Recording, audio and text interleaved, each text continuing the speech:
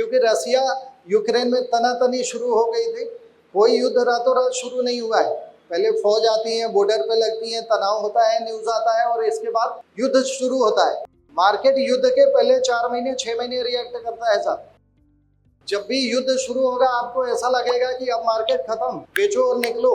Market खाली 6 महीने react करता है, फिर युद्ध को भूल जाता है। तो रशिया यूक्रेन वॉर में 62,000 का पीक 20% गिर जाता है, 52,000 पे आ जाता है और लोग कहते हैं कि अब बाजार गया, जितना बुल्लन आया था सब खत्म हो गया। फिर बाजार जब 52 से चलता है तो 86 पे रुकता है। युद्ध अभी तक चल रहा है। यही मार्केट की विडंबना है। 2025 में हमने सारे ओड्स देख लिए, सारे नेगेटिविटीज देख ली। अपने बॉर्डर पे वॉर हो गया, इसके बाद और क्या क्या हो गया और क्या नेगेटिविटीज आ गई। ट्रम्प साहब आए, टैरिफ वॉर छेड़ दिया। ट्रम्प साहब आए थे तो क्या नैरेटिव था कि हमारे मोदी और ट्रम्प की दोस्ती जय वीरू वाली दोस्ती है।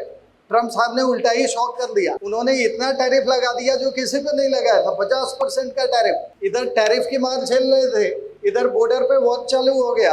इधर जो हमारी कॉर्पोरेट अर्निंग जो 22% जा गई थी वो गिर के 2% पे नीचे पे 22 से 2% गिर गया कॉर्पोरेट अर्निंग। कॉर्पोरेट अर्निंग मतलब होता है कंपनियों के मुनाफे। तो मुनाफे जो बहुत ज्यादा हो रहे थे 2024 में सीधा ड्रॉप हो गया। उसका प्राइम रीजन क्या था कि इलेक्शन ईयर था। इलेक्शन ईयर में गवर्नमेंट अपने कैपेक्स को रोक देता है, कैपिटल एक्सपेंडिचर। तो कैपेक्स को जैसे गवर्नमेंट ने रोका है, बाजार से लिक्विडिटी का क्रंच आ गया है। आरबीआई ने बहुत सारे एनबीएफसीज के लोन देने की प्रक्रिया पे अंकुश डाल दिया था। तो जैसे ही लोन का मूवमेंट, क्रेडिट साइकिल स्लो होगा और जैसे ही सरकार कैपेक्स बंद करेगा तो बाजार से लिक्विडिटी कम हो जाएगी। और याद करो मैंने 3 सूत्र बताए थे, फंडामेंटल, लिक्विडिटी और सेंटिमेंट। तो लिक्विडिटी जैसे कम होगा आपका मार्केट में करेक्शन आना चालू हो जाएगा। और जब करेक्शन आ रहा था तो ये सारी ट्रम्प की ड्रामेबाजी और इंडो पाक वॉर सब चालू हो गया था। तो ये करेक्शन और डीपर होता गया। और जब लोग ये माया के संसार में वशीभूत हो गए,